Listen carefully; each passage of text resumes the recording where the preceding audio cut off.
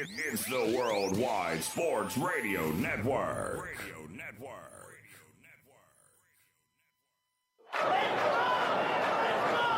Broadcasting from coast to coast, city to city, coast to coast. It's time for the Ryan Hickey Show on the Worldwide Sports Radio Network. If it's happening in sports, it's being talked about right here. And here's your host, Ryan Hickey. Good Monday morning, and welcome into the Worldwide Sports Radio Network. Wow, does that feel good to say? It's been a while. It's been, I believe, since we didn't do a Thanksgiving show, I believe it's exactly 3 weeks since the last time we were on the air. Right here, only exclusively on the Worldwide Sports Radio Network, and wow, does that feel good to be back. I missed you guys. Hopefully you missed me. If not, I apologize. I mean, I guess now you won't be listening to the Worldwide Sports Radio Network in the morning anymore. Hopefully you continue to listen throughout the day, midday, afternoon, evening. We have great shows throughout the entire lineup. But, you know, if you're not a big fan of the Ryan Hickey Show, then I apologize. The last 3 weeks, sure, we're on vacation. We're a reprieve, but unfortunately for you, we are back here, and it feels so good to be back. I'm very excited to say we are coming to you live, as always, from the Big Italy Pizzeria Studios, whether it's great pizza, hot heroes, and phenomenal dinners. Check out Big Italy Pizzeria in person in Medford, Joe's Pizzeria in Bayshore, or online anywhere at BigItalyPizza.com. We have a great show for you lined up, a lot to get into, as you can imagine, 3 weeks off. A lot to get into, a lot of thoughts I want to spew out here over these next 2 hours until 11 a.m. Eastern. I know you're curious what happened, so full disclosure, I'll let you know. Had a little COVID close contact scare. Someone in my family tested positive. Since we all live in the same house, obviously that, means, or by definition, by the CDC, that is obviously a close contact. And spent the last 2 weeks quarantining. It's been interesting. Really, I guess 2.5 weeks. Don't even get me started about the whole quarantine process and how the math works. But obviously 14 days, and the 14 days, let's just say, starts differently than what I expected. But nonetheless, 14 days, in and out, tested negative. So no big deal. Immune system stronger than the virus. Some are saying. I'm not saying it. I'm just throwing that out there. Some are saying for sure. But, man, does it feel good to be back. So hopefully you're staying safe and sane out there. It was tough on the sane part for sure these last 2 weeks. Hopefully you enjoyed some of the short videos we put out there on social media at Ryan Hickey Show on Twitter or at Ryan Hickey Show on Instagram. We'll continue those, hopefully, but hopefully we won't need that too much, as we are back here most of the time on Mondays and Thursdays giving you the lowdown in the world of sports. So let's get into it, because like I said, a jam-packed show. Packers, all of a sudden, don't look now. They're the number one seed in the NFC. If they keep that number one seed, right, if they stay number one when the playoffs come, is there any team in the NFC that can go into Lambeau and defeat the Packers? We'll discuss 9:20, 9:40, some college football. Florida, massive upset. That really changes now the trajectory and the importance of not only Florida's path to the playoff, but the SEC title game. And great news if you're an Ohio State fan. But I do want to kind of look at it from the Ohio State angle, because, again, just this past week when we were off, we are two prominent coaches, Dabo Swinney, Dan Mullen. Both take shots at Ohio State. Both essentially say they don't believe Ohio State is deserving enough to be in the playoff. So we'll discuss. Does Ohio State with 6 games, is their resume impressive enough to get in the playoff? We'll do that at 9:40. Top of the second hour. Saints lose to the Eagles. Jalen Hurts, and we'll get into his debut in quick hits. But I wanted to kind of talk about this from a Saints perspective, because the report came out on Sunday that, hey, Drew Brees' return, maybe not as, quick as we had thought. He was supposed to come back, the plan was for him to come back yesterday against the Eagles. That's not going to happen. Now, all of a sudden, maybe he won't even come back for the Chiefs game. And the Saints said that they're going to be extra cautious, basically make sure he's 100% healthy before running him back on the field. Well, I think it's time for the Saints to start looking at what life is like without Drew Brees in the playoffs, which means to me a quarterback change. We'll do that at 10 a.m. Eastern time, so 1 hour from now. 10:20 is always quick hits, a little different. We're going to hit every game yesterday, give you my thought or two from every game. Instead of just kind of taking a few highlights, we'll go every single game, especially the ones we don't take a real deep dive into, and give you my thoughts. And then finally, 10:40, Monday Night Football tonight. Ravens visiting the Browns. The revenge tour for the Browns starts tonight. I'll explain why. But as always, we appreciate you listening here on the Worldwide Sports Network. Make sure you're following us on Twitter at WWSRN_radio. Facebook, throw us a like, Worldwide Sports Network. We're on Twitch. The app is here, WWSRN on iOS, Worldwide Sports Radio Network on Android.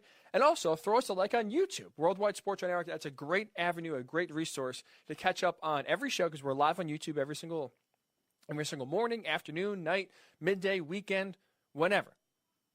Tons of shows on the Worldwide Sports Radio Network. YouTube, we're live on there. Also, our great producer, Sweetie Petey, posts short clips. So if you like a segment and you want to listen back, he posts clips on YouTube, which you can go back. Easy listening, easy to digest, only on YouTube. So throw us a like again, Worldwide Sports Network on YouTube. So I do want to get into, like I said, a jam-packed show on this Monday. I do want to start with the Steelers and the Sunday Night Football game last night. Because this is a tough spot, even before the Steelers took a loss to the Washington football team last week. This is a game circled going into it where, this is going to be a great game. This is going to be a great measuring stick game for both the Bills. See how legit their solid season has been. And for the Steelers, this is going to be a real playoff team. This is going to be a great peek into what the playoffs are going to be like for the Pittsburgh Steelers. Their offense, as we know, has not been real, or hasn't really not been great. Even struggle sometimes to be average, which not what you want from this Pittsburgh team. And now coming out of that game, right, they lose 26-15. They're losers of 2 in a row. They're 11-2, so the sky isn't falling. They're going to get a top 2, 3, probably still a top 2. They have 1 loss less than the Bills. They have a manageable schedule going down the stretch here. So they'll be, at best, a 2 seed, at worst, a 3 seed. Either way, they'll get a home playoff game in the first week of the playoffs. But coming out of this game, at least my big thoughts, and I'd love to hear yours again, Worldwide Sports Network on Facebook, WWSRN_radio on Twitter. If you're on Periscope, Worldwide Sports Network, you can comment there as well and get your thoughts. Watching this game again, now, again, losers of 2 in a row, still 11-2, but losers of 2 in a row. This regression from Pittsburgh, this struggle on offense specifically in not allowing, or not having, I should say, their defense, their historically good defense the first half of the season, not bail them out. I mean, forget reaching the Super Bowl, because that's I think, at this point, dead and gone. There's some real concerns if you're a Steelers fan that this team can't even win a playoff game. Again, forget being the biggest threat to the Chiefs. Forget trying to get to the AFC title game, getting that bye.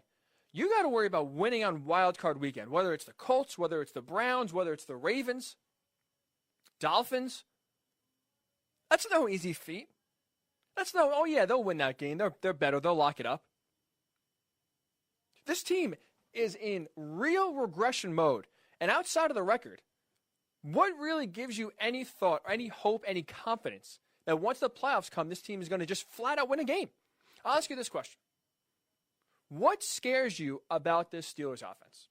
Right, because as we know, and I did some short videos on this last week, defense wins championships. That phrase anymore is not relevant. It is not true in 2020. I love this quote by Nick Saban. He said it earlier, and I think it applies to college football, and I think it applies to the NFL. When Alabama beat Georgia earlier this year at home and kind of blew them out, Nick Saban postgame said, good offenses beat good defenses now. It's not a game built on great defense, slowing things down. And guess what? Nick Saban built the offensive built the dynasty at Alabama through defense. That was a defensive-minded team. First, run the ball, play great defense, take away what you do best on offense, and we will grind it out and win. And they won championship after championship after championship. But guess what happened? When guys like Deshaun Watson started rolling around at Clemson, when Ohio State started to get some competent quarterback play and some great athletes on offense, Nick Saban saw a change. When he lost to Ole Miss 2 years in a row, when he started realizing that the spread offenses, speed in college football wins, Nick Saban changed not only his defense, changed his offense. He started incorporating those spread systems. And guess what? Now when we look at Alabama, what do we talk about? Offense, wide receivers, running backs, quarterbacks, speed. Impossible to cover. The game has changed. The game has switched. College football, the NFL, the same thing. Offense now wins championships. Defense wins championships is dead. So sure, the Steelers have a great defense. No doubting it. Right? But that's not what wins championships anymore. Being a defensive-minded team first, relying on your defense to bail you out week after week after week, relying on your defense to win games in the playoffs, try to win a Super Bowl, is not the answer. Winning games 17-14, 21-17, that's not how games are won anymore. That's not how you win championships. So again, I'll ask you, now with offenses being more important than ever, needing a competent offense, needing to put up points, needing to score more than 15 points in a game to win. What scares you about this offense that has you thinking in the playoffs, you know what, this is going to give some real teams some issues? Because let's just call for what it is. Nothing. The run game. I can't even keep a straight face asking you if you are afraid of the Steelers' run game. It's impossible because they don't even take it seriously. They ran for just 47 yards last night.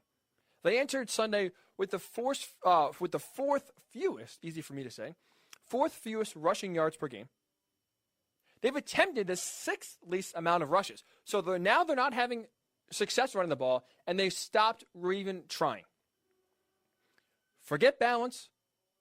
Forget trying to establish a run game. They try to run the ball 2 times early and it doesn't work. They say, screw it. We're going to throw the ball 45 times, 50 times. So they're just neglecting the run game at this point, flat out. And guess what? That's not going to win you games in the playoffs. Big Ben said it last night. Big Ben, post-game last night, when discussing how this team and how this offense gets on track, said the key to getting on track is becoming more balanced on offense. You know what? Defenses can play pass if you can't run the ball. So we need to do better at being a more balanced offense. And we need to do better at executing the plays that are called. We need to be better at running the offense. Defenses are playing pass. They know it's coming. So they're not even trying to run the ball. They can't run the ball. And that's a huge issue. And guess what? You know what's even a bigger issue? Because you know what? If teams like the Chiefs can't run the ball, okay. If teams like the Packers can't run the ball, fine. You have Aaron Rodgers. You have Patrick Mahomes. You have all those weapons in Kansas City. You have great receivers like Devonta Adams in Green Bay. You can get away with throwing the ball 45 times and running it 10. You don't really have to have a balanced offense run and pass. But when you're the Steelers, when you have Big Ben behind center, when you have these receivers, you need balance. Because again, I'll ask you the same question. Who scares you in the run game? No one. Who scares you in the passing game? Which wide receiver, if you're a fan of the Colts, of the Browns, of the Ravens, right, and you start to see how the seedings are starting to line up here as we have 3 games left, you're starting to say, okay, maybe, we'll go to Pittsburgh, maybe we'll play Buffalo, maybe we'll get the Titans. And you're starting to get an idea of which team you're going to be playing in the playoffs, which matchup, and maybe you even prefer. The Steelers are really starting to become that team where you really prefer. Because guess what? Which wide receiver keeps you up at night? The answer, no one. Deontay Johnson. 2 more drops last night, leads the NFL in drops. Is he really scaring you? No. Chase Claypool? Now, Chase Claypool's had a very solid rookie year. He really burst onto the scene. He's getting in the end zone. The thing, though, I don't feel confident in relying on a rookie receiver in the playoffs. If that's your biggest hope, right? If that's your biggest weapon, if you're a team hoping to have an offensive outburst and you're relying on a rookie wide receiver, I don't really like my odds of that working out for you. Juju Smith-Schuster, right?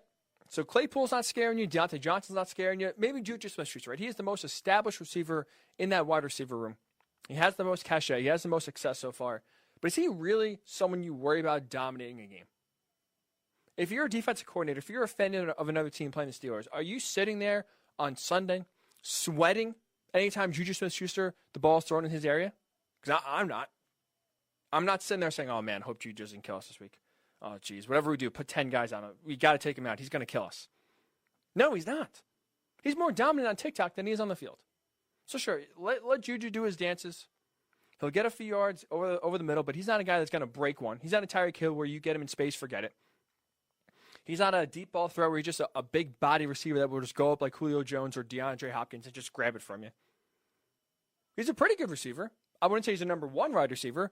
When you look at the totality and the whole of this wide receiver room, he's not exactly a guy that really gives you some nightmares. How about Eric Ebron, right? Tight end. As a Colts fan, I saw him in Indy up close for 2 years. I'll say this about Eric Ebron. See Deontay Johnson. Drops, drops, drops. So if you can't run the ball, if no one in the passing game is scaring you from the wide receiver tight end perspective, the quarterback isn't even, you're not shaking your boots going against Big Ben. Because guess what? He continues to look old. I had my questions, and I'll be honest. The Steelers, I can confidently say I was both right and wrong about. Here's what I mean by that. The Steelers I picked to finish third before the season started. I thought the Ravens were going to win the division. That's wrong. I thought the Browns were going to finish second again to the playoffs. I thought the Steelers were going to be third. I had the Steelers around 7-9, 8-8. Because, again, this offense, no one really scares you. There's no dynamic playmaker. This is the first time Big Ben's going to be playing a full season without either Le'Veon Bell or Antonio Brown. Think about that. Right, he played a game and a half last year. And speaking of which, he missed essentially the entire season with an elbow injury. I didn't think he was going to come back, look sharp, look good. And you know what? Early on, he looked solid. I think before everyone caught on, before the running game really came to a screeching halt, the Steelers' offense was having some success. But now as you watch, Ben, as the season gets longer, as the games turn, as the weather gets colder, and defenses now realize what the Steelers are trying to do, essentially throw the ball 45, 50 times a game, Big Ben's not scaring to you. He's not a guy you're worried about dicing you, slicing you, and beating you. He's catching the ball and throwing it. This offense is catch and throw. Catch the ball, boom. Catch the ball, boom. Catch the ball, boom. 5-yard slant, 10-yard curl, 3-yard underneath route. And none of these receivers are breaking it to really scare you. He's the fourth lowest average completed air yards, meaning when he throws the ball, it's not going far. So he's not throwing it deep. There's no real deep threat. These receivers aren't game-breaking where they're not going to catch a 3-yard pass and turn it into a 50-yard gain. The Steelers' offense doesn't scare you. So coming out of this Bills game, I don't take the Steelers as an intimidating opponent in the playoffs. So again, if you're the Colts watching this, if you're the Browns, if you're the Ravens, if you're the Dolphins, you come out of that game preferring to play the Steelers over the Bills. That's where the Steelers have gone. That's where the Pittsburgh Steelers have fallen. From 11-0 to now a preferable playoff matchup. So I'm curious your thoughts. Are the Steelers a playoff threat in your mind? Am I overreacting to 2 games? They lost to the Washington football team. They lost outside to the Bills. Are they still even a threat in your mind? Can they have a chance to win the Super Bowl? And are they a playoff threat? If you're a fan of, like I said, the Colts, Browns, Ravens, Dolphins, as a Colts fan myself, I'm not intimidated by the Steelers. Going to Heinz Field, maybe 3 weeks ago, sounded like a daunting task. Anyone but Pittsburgh, maybe. Now, forget everyone else. I want Pittsburgh. So I'm curious your thoughts. Again, are the Steelers a real playoff threat? Can they still win the Super Bowl in your mind? Worldwide Sports Network on Facebook, WWSRN_radio on Twitter, or you want to tweet me directly at Ryan Hickey Show. We'll get your thoughts. And speaking of playoff matchups next, I'm really excited about this topic. Because don't look now. The Green Bay Packers are first in the NFC North and flat out first in the NFC. Is there any team in the NFC that could beat the Packers in Lambeau? We'll discuss that next. It is the Ryan Hickey Show right here on the Worldwide Sports Radio Network. You're listening to the Worldwide Sports Radio Network. Welcome back to the Ryan Hickey Show, right here on the Worldwide Sports Radio Network.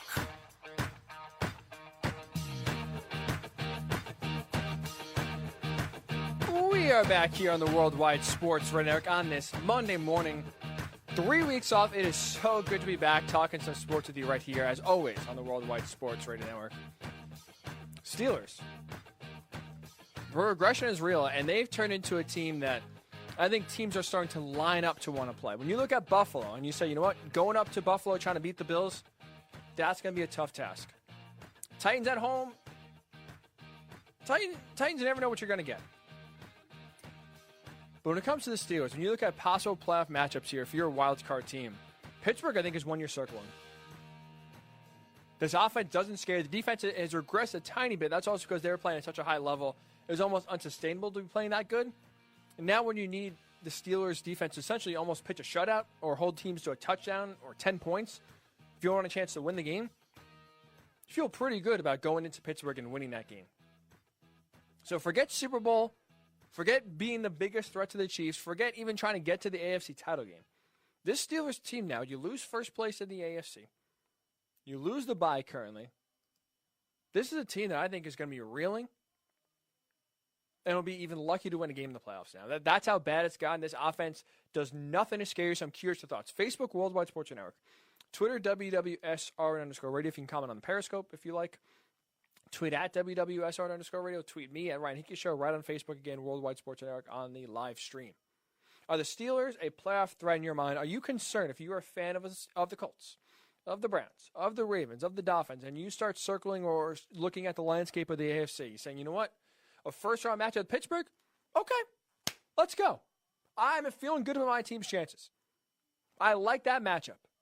I think even a few weeks ago, again, there are some questions about their legitimacy, but when they're 9-0, when they're 10-0, and they go, okay, you know what, that's still going to be a tough matchup. They're doing something right. They're figuring it out.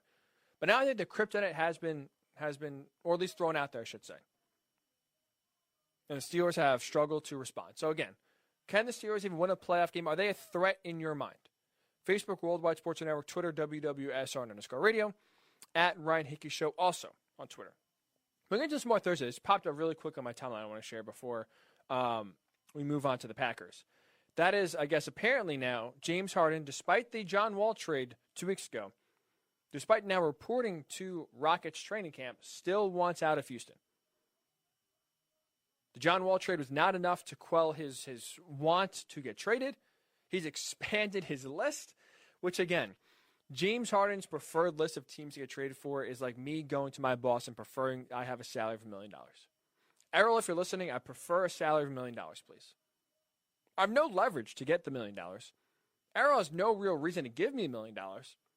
Just like the Rockets, because James Harden's under contract for, I believe it's at least 3 years, they have no incentive, they have no reason to trade James Harden. He's not going to be free agent at the end of the year. He doesn't hold much leverage. So if you're the Rockets, you laugh at James Harden now opening his possible teams to get traded for, opening up his list from just the Nets to the Sixers to the Bucks to the Heat. I believe it's like 6 teams now. So again, just like me or you going to your boss and saying, I prefer a salary of $1 million a year, boss will probably laugh at you. I'm sure the Rockets are laughing at James Harden as he opens up his preferred teams list to allow a few more options to get out of Houston. But again, I guess now breaking news or just a re-report that we're all kind of assuming anyway that James Harden still wants out of Houston. We'll get to more of that on Thursday because a lot of NFL stuff I want to get into here before we get out of here at 11 a.m. Eastern. Don't look now. The Green Bay Packers, with their win over the Lions, 31-24, with the Saints losing to the Eagles yesterday as well, not only do the Packers wrap up the NFC North for the second straight year, not only are they 10-3 on the season, sneaky 10-3, they took over the top spot in the NFC. Because they beat the Saints in the Dome earlier this year, right, in a head-to-head matchup, they take over first place in the NFC. And remember, with 7 teams, there's only 1 bye this year. So not only do you get home field throughout the playoffs, you also get a bye. You're only playing 2 games to get to the Super Bowl instead of 3. So I want to throw this question out there because now I think it's a question that we really have. Excuse me. Oh, man. Excuse me. I'm still trying to get the kinks out. We haven't really thought about, and at least for me, I don't want to say you guys. For me personally, I haven't really taken the Packers maybe as seriously as I should have in terms of being a real threat in the NFC. It's wide open, as we know. I have my doubts about almost every single team here. But I feel confident in saying this going forward. If the Packers hold the NFC top spot after Week 17, if they are the number 1 seed going into the playoffs, I don't think anyone is going into Lambeau and beating them. Maybe the Seahawks. I give them the best chances, but still, I don't really feel confident picking Seattle in that game. Is there any team in the NFC that can go into Green Bay and beat the Packers in December? Because I don't think so. This is getting dangerously close to where if the Packers get home field in the playoffs, if they get the number 1 seed, I think they're going to the Super Bowl. I really do. I know it's probably stupid to say that with the NFC changing the flavor of the month, basically being the flavor of the week. Saints win a game, they're the top team. Seahawks look good, they're the top team. Packers, again, same thing, they're the top team. And then one of those teams loses a bad game, they get exposed. Seahawks lose to the Giants. Packers kill themselves, lose to the Colts. Drew Brees gets hurt for the Saints.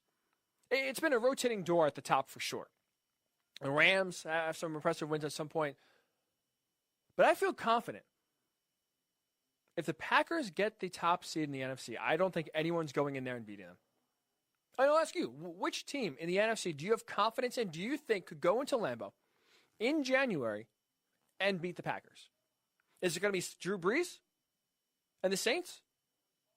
Brees, 41 years old, coming off rib injuries, which, again, according to the latest report that we heard on Sunday, Saints aren't rushing him back. There's no real timetable. We don't even know when Drew Brees is going to return.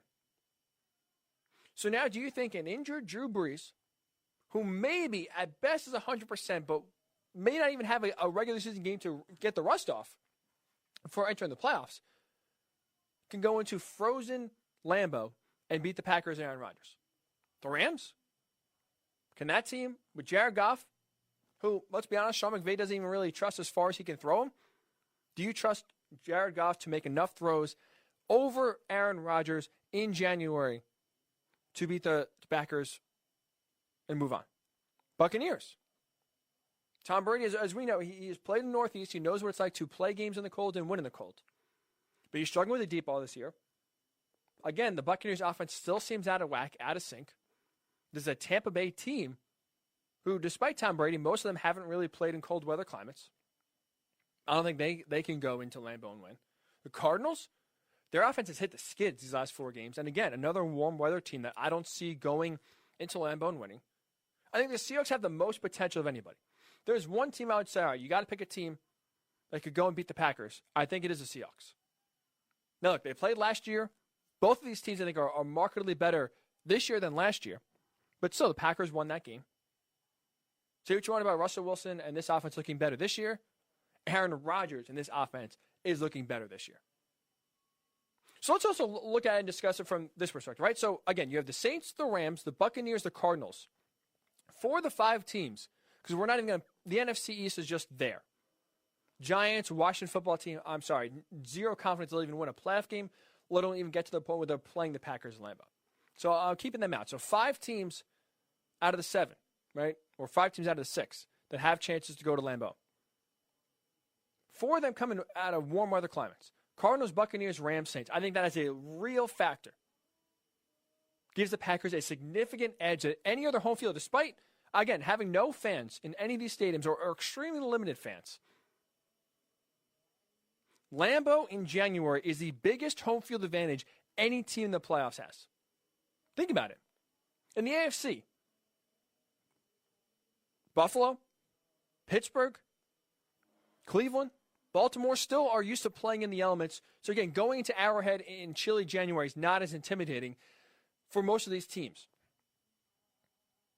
You have no teams that are used to dealing with the elements. You have a lot of dome, warm weather teams that thrive on speed, that thrive on warm climates. It is the biggest home field advantage any team could have in the NFC is the Packers at home in January. So that put that aside, right? Let's just keep that there, table that for a second. So going to Lambeau is going to be tough compared to any other home field in the playoffs this year. Now imagine going to Lambeau in January when you're the Saints, when you're the Rams, when you're the Buccaneers, when you're the Cardinals. Then going to have to go against an Aaron Rodgers-led team when Aaron Rodgers is having a career year. Don't look now. Don't look now. Aaron Rodgers not only is, again, lighting up the scoreboard, 3 touchdown passes, 4 total touchdowns against the Lions yesterday. He's on track to not only have a career season, he could be in the driver's seat for the MVP this year. Look out. Here comes Aaron Rodgers. He's now up to 39 touchdowns, leads the NFL, 4 interceptions. And if we want to stretch this out for the last 3 games, right, extrapolate what he's done so far into a 16-game sample size, he is on pace for 45 touchdown passes, a career high. He's on pace to throw for 4,535 yards.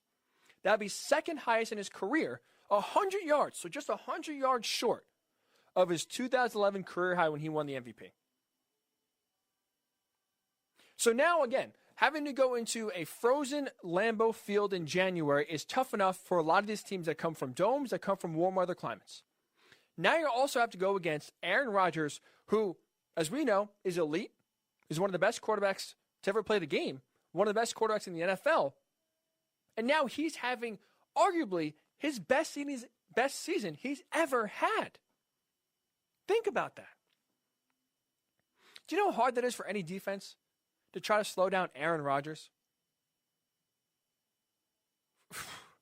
Most touchdown passes on track for in his career, 100 yards short of setting a new career high in passing yards if he continues on this trajectory.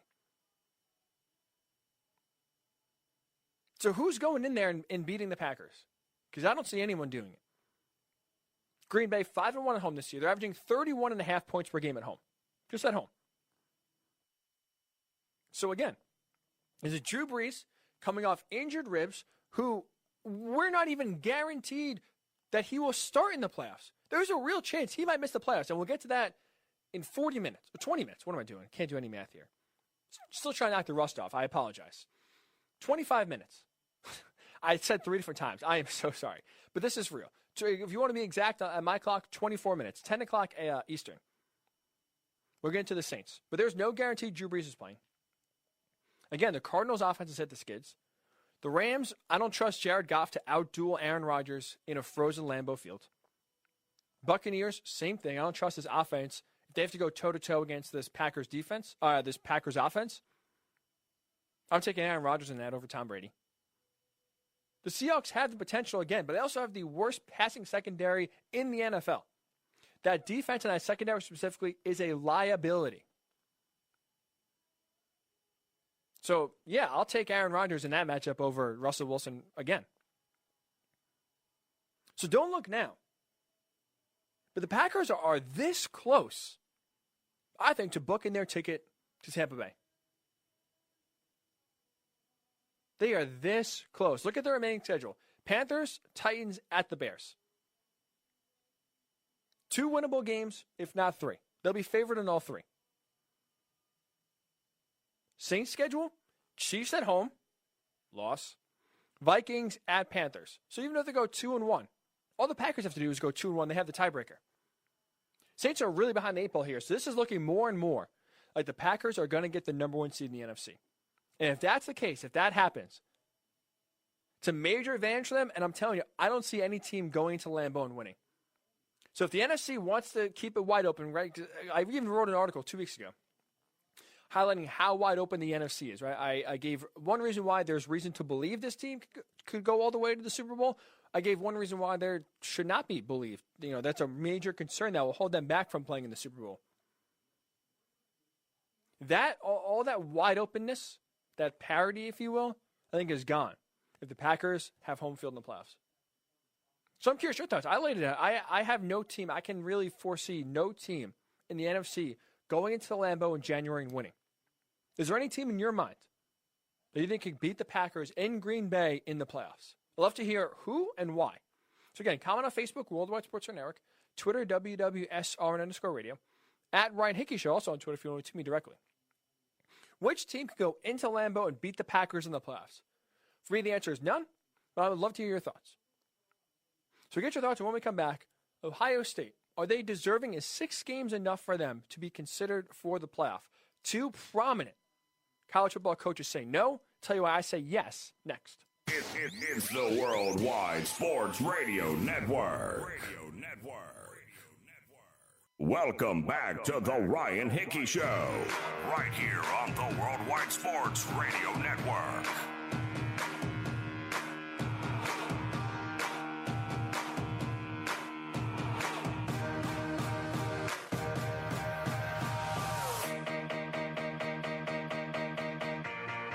Welcome back into the Worldwide Sports Radio Network. It is the Ryan Hickey Show, back with you on this Monday morning. Fired up to be here. Talking about the Packers. Can any team in the NFC go into Lambeau and knock off the Packers in the playoffs? I'm saying no. They have by far the biggest home field advantage of any team in the NFC. And thus, if they get the number 1 seed, if they get a bye, and more importantly, they get home field throughout the entirety of the playoffs, I don't really foresee any team going into Green Bay and beating the Packers. Aaron Rodgers having a career year in the driver's seat for the MVP. Point to me one team and why you think they will win. I can't see a reason, to be honest. But I'm open to discussion. I'm open to thought. That's why I love having you guys engage in the show. I love throwing out questions to you because a lot of you are smarter than me. I see things through one prism. You see things differently. That's why I love, again, throwing it out to you and getting your feedback. So, again, Worldwide Sports Network on Facebook, WWSRN_radio on Twitter, at Ryan Hickey Show also on Twitter. Is there any team in the NFC could go into Lambeau Field and knock off the Packers in the playoffs? Again, I'd love to hear your thoughts. Comment on Facebook, Twitter, Worldwide Sports Radio Network on both, and we'll get your thoughts. So, I do want to get some college football in here because, again, like I mentioned before, two prominent head coaches are making a case that Ohio State shouldn't or doesn't deserve, I should say, to be in the playoff. I kind of want to bring up the topic in this perspective and throw this question out there first before I get into my thoughts. Why do you go to sporting events? NBA game, baseball game, a college football game, an NFL game, any sporting event, right? Track and field, whatever tickles your fancy in terms of going to a live sporting event. Why do you go? Because there's not just one reason why people go. Different reasons, right? Maybe you enjoy the tailgating scene. So you know what? Gorgeous day, rather be outside. Let's go hang out with a few friends, have a few drinks, have a few, burgers, dogs, whatever. Have a good time. Use the game as the excuse to hang out and have some good times, right? Maybe it's a nice day out. You want to get out of the house? Oh, a ball game sounds great. Football game, baseball game. Let's go, enjoy this great weather. Let's go watch a game. Maybe the food, right? Some stadiums have some incredibly good food. Maybe it's an opposing player. Oh, LeBron James is coming to town. We got to watch him. Oh, man, Patrick Holmes, he's leading the Chiefs in. Let's go watch them. Forget the Jets. Let's go watch a great team play in our building. Tons of reasons to go to games, right? Not everyone goes to games. 80,000 fans don't go to the game for the same reason. For me, personally, I'll tell you for my reasoning. My reasoning is to watch my team win. I love tailgating, don't get me wrong. I love drinking a lot. I love eating a lot of food. Especially if some good teams rolling. I love watching, some just pure great talent on the field. But I go to games with the intention of watching my team win. If they don't win, if they lose, the tailgate could be great. The food could be excellent. The people I go with could be a blast. If I go to the game and my team loses, to be honest, my mood is killed. The entire day is ruined. Call it psychopathic. That's totally fair. But yes, I go to games to watch my team win. If they don't win, it's miserable. So I bring that up because, again, people go to sporting events for different reasons. I bring that up to ask you this question about the college football playoff. What's the purpose of the college football playoff? Some people, and again, just like going to sporting events, there are different reasons for why people think teams should get into the playoff. Is it to reward teams for a great season?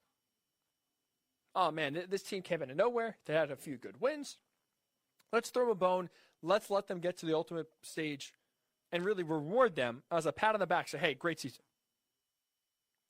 For me, it's to determine the best team in college football for that season.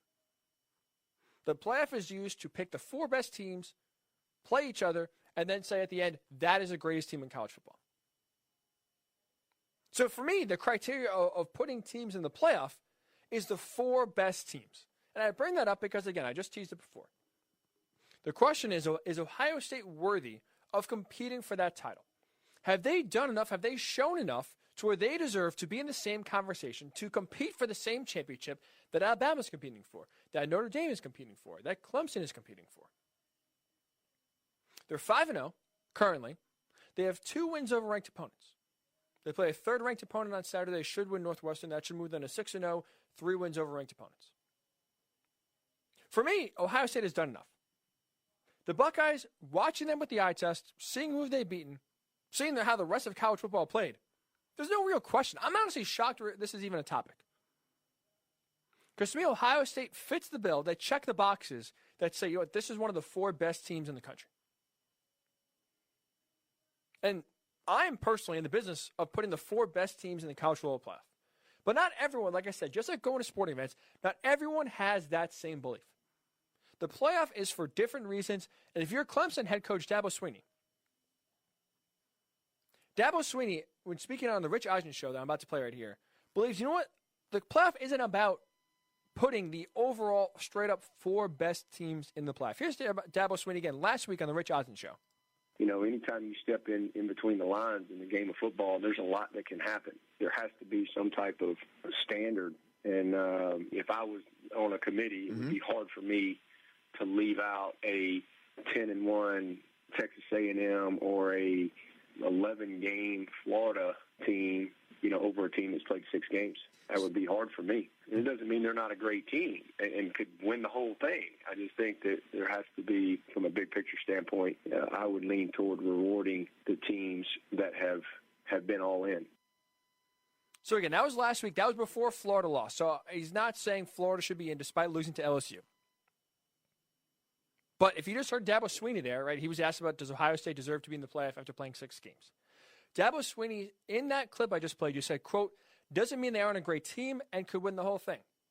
He also used the phrase rewarding. So again, like I just said, people go to sporting events for different reasons. Coaches, in their mind, the playoff is for different reasons than just the mere fact of putting the 4 flat-out best teams in the playoff. Because are we in the business of rewarding teams who lost a few games, weren't one of the best teams in the country, but you know what? They had a fun year. They had a cool year. Let's throw them a bone. They got a nice win. Have they looked impressive the rest of the season? No.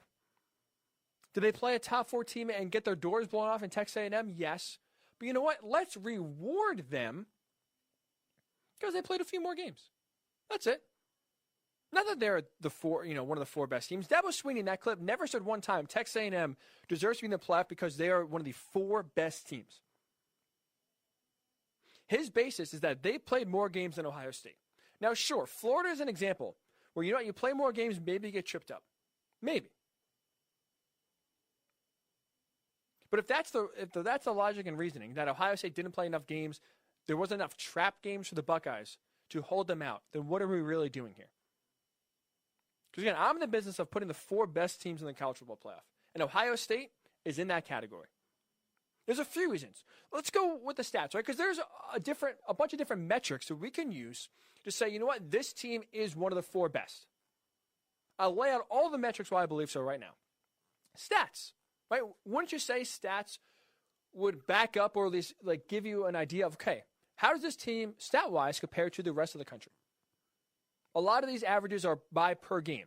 So sure, Ohio State played 6 games, or 5 games technically, but you could see on a per-game average how they are playing compared to everybody else who's played a little more games. Well, the stats say that Ohio State is one of the best teams in the country. The Buckeyes are 4th in total offense. In terms of Power 5 schools, only Alabama is ahead of them. A few MAC schools in there. So 4th in total offense in the entire country, only Alabama out of the Power 5 is ahead of them. How about touchdown passes per game? Averaging 3 touchdown passes per game, 6th in the country. They're ahead of, in that category, they're ahead of Alabama. They're ahead of Clemson. They're ahead of Notre Dame. They're ahead of Texas A&M. So they're passing the ball and throwing more passing touchdowns than all the other teams we're talking about that with consideration in the playoff. Alabama, Clemson, Notre Dame, A&M. 7th in the country in terms of rushing yards per game, but 1st of all Power 5 teams. So in terms of the big-time programs, in terms of the programs we're used to watching day in and day out, Ohio State is the best rushing offense of any team in the Power 5. And they throw more passing touchdowns Ohio State does than Clemson, Notre Dame, Texas A&M, Alabama. So stats-wise, they're there. They're in. But like I said, Dabo Swinney wasn't the only head coach that took a shot at Ohio State that doesn't believe that they're in the playoff. Dan Mullen, we really shouldn't be surprised that Dan Mullen is feeling this way. But his Florida team, a 23-point favorite at home against a 3-win LSU team that had anyone with talent, anyone with NFL hopes opt out, get injured, or not play on Saturday specifically. That, you think, all right, just going to pack it in, get their doors blown off, and let's roll on here. Instead, Florida, with everything to play for, playoff hopes well alive, in control of their own destiny, lost the game. And instead of taking blame, instead of owning up responsibility, you know what Dan Mullen did post-game on Saturday night? He took a shot at Ohio State. I know we've played 10 games, right? So I guess probably the best thing to do would have been to play less games because you seem to get rewarded for not playing this year in college football. But I tell you what, I give our guys a lot of credit, the competitors our guys are, that they want to go out there and compete every single week. Dan Mullen. We should have played less games. Hey, buddy, how about first of all, you don't lose as a 23-point favorite home to LSU? LSU is one of the worst teams this year. Again, everyone with talent on that team last year is gone. Both coordinators gone. And still, you let a 3-win LSU team ruin your season. Ruin your season. And really, a shoe toss ruin your year. But hey, the shoe fits, right? Okay, so Dan Mullen takes a shot at the Ohio State schedule again, just like Dabo Swinney. He thinks Ohio State didn't play enough games. But let's also look at Ohio State's schedule. They're playing 6 games, including the Northwestern game this week. Their schedule hasn't been a cakewalk. They're not playing the Little Sisters of the Poor 5 times. ESPN FPI. It's a formula that ESPN has that measures really a true team strength of schedule because they add in a lot of different metrics and real-time measures that take into account how teams are playing. So it's not just the mere fact of, hey, this team is 3-0. You played a 3-0 team, that's a good, a tough team. Because, again, each record is different. The Steelers are 11-2. We know the Steelers aren't a good 11-2 team compared to maybe the Packers, who are 10-3. I think flat out we could say objectively the Packers right now are a better team than the Steelers, despite the fact that the Steelers have more wins. So, again, each record you got to take with a little bit of grain of salt. So ESPN FBI basically uses a lot of different metrics to formulate a strength of schedule ranking. So in that ranking, right, Alabama, number 1. They have the toughest strength of schedule according to ESPN FPI this year. 10-0, 10 wins. Number 2, Ohio State. The Buckeyes, according to ESPN FPI, have the second hardest strength of schedule in the entire country. Ahead of Clemson, who's number 3. Ahead of Notre Dame, number 6. Florida, number 8. Texas A&M at number 10. So they're playing a tough schedule, despite, sure, they're playing less games than everybody else. They're playing an equally, if not harder schedule than any other team outside of Alabama. Well, let's look at those ranked matchups that finally here, that every team in the playoff is looking for, right? Because that's, again, it's all about who you beat. Who have you beat? Alabama, they've had 4 ranked matchups. They're going to have 4. They beat A&M, they beat Georgia, they beat Auburn. They're 3-0 currently. They'll play Florida this weekend. Should win that game. They should go to 4-0 against all 4 ranked teams they play. Clemson, they've had 2 ranked matchups so far. Notre Dame, Miami, they're 1-1. They'll play Notre Dame again this weekend. Notre Dame, they've also played 3. North Carolina and Clemson, and again, they'll play Clemson this weekend, but they're 2-0. So Alabama won every game they played against a ranked opponent. Clemson 1-1 against ranked teams. Notre Dame 2-0. Texas A&M has played 2 ranked opponents, lost by 28. Yes, 28 to Alabama, a team that people want to put into the playoff over Ohio State. And if that's the case, it would be the 4 seed and play Alabama. Guess what? We've seen that before. Aggies got blown off the field again. They lost to Alabama by 28. They beat Florida by 3. So they're currently 1-1. They have no more ranked matchups left. They play Ole Miss, big deal. So they have 2 matchups. And Ohio State has played 3 or will play 3 ranked matchups. They beat Penn State by 13. Again, obviously, as we know, Penn State not worthy of being ranked, but at the time they were, and they beat them, beat Indiana by 7 at home. So they've played the second most ranked teams, and they've won every game. Something only Alabama and Notre Dame can claim. So what other argument could be out there to use that's saying Ohio State objectively is not one of the 4 best teams? Because I don't see it. And this is coming from a Penn State alum, a Penn State fan. I hate Ohio State. I don't want to see them win. But at the same time, common sense has to be used here. What are we really talking about? So they didn't play an extra 2 or 3 games against Maryland, against Michigan, against Illinois. Are we serious here? So we're going to put Texas A&M in on a mere technicality because they played 2 extra games. Forget the fact that they got blown off the field by a playoff team that they played by 28 points. That, assuming, again, Alabama beats Florida, and let's say Ohio State was left out, A&M would be playing Alabama in the first round of the playoff. We've seen that before. Guess how it went? Couldn't even hold their jock straps. So it's not even really a discussion in my mind. Ohio State is more than worthy of making the playoff. Sure, they played less games. They're only going to play 6. But in that short sample size, to me, without a doubt, they showed they're one of the best teams. The committee believes so because they haven't moved them from 4. And I think, again, assuming they take care of business, they'll be in the playoff. But Dabo Swinney doesn't believe so. Dan Mullen doesn't believe so. So I'm curious your thoughts. Despite playing only 6 games on the season, is Ohio State worthy of making the playoff in your mind? Should the Buckeyes at 6-0 get in over A&M? Really, that's it. An undefeated Cincinnati team, if you will, if you want to get real crazy here. But is the discussion in your mind, is it worthy? I mean, it's not even a question. Ohio State, by far, one of the 4 best teams in the playoff. For me, the playoff is determining the best team in the country. Ohio State deserves to be in that field to have that chance. So get your thoughts. Worldwide Sports Network on Facebook. WWSRN_radio on Twitter. At Ryan Hickey Show on Twitter. So when we come back, hour number 2. Is it time for Jameis in New Orleans? I'll discuss why, to me, the answer is yes, when the Ryan Hickey Show returns right here on the Worldwide Sports Radio Network. You're listening to the Worldwide Sports Radio Network. Welcome back to the Ryan Hickey Show, right here on the Worldwide Sports Radio Network.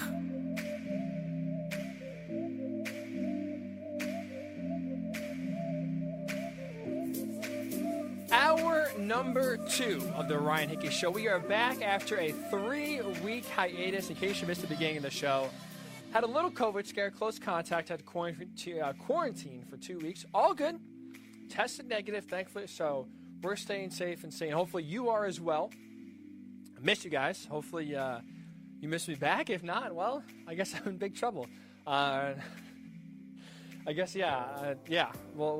big trouble for sure. But as always, coming to you live from the Big Italy Pizzeria Studios. Great pizza, hot heroes, and phenomenal dinners. Check out Big Italy Pizzeria. If you're in person in Medford, Joe's Pizzeria in the great town of Bayshore, or online anywhere at BigItalyPizza.com. There we go. There's a pause I did not expect.